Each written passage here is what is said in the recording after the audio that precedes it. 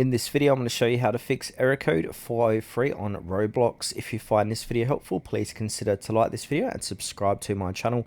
In saying that, let's just jump straight into the video.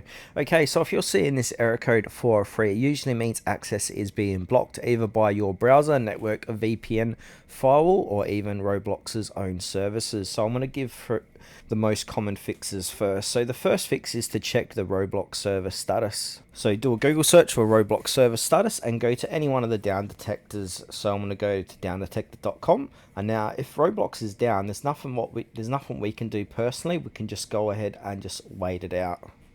Okay, next fix is to go ahead and log out and log back in of your Roblox account. So sometimes your session just breaks. So I'm using Google Chrome, so what I want to do is click on my name, basically log out, or click on the gear icon, log out, and then log back in.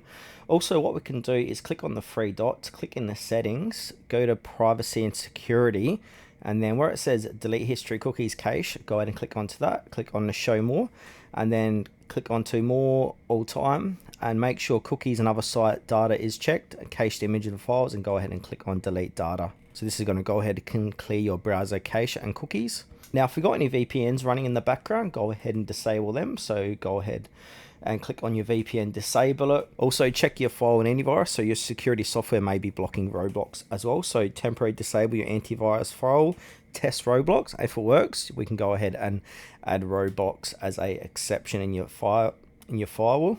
We can also try a different network. So if you're using Wi-Fi, go ahead and change it to cellular or vice versa.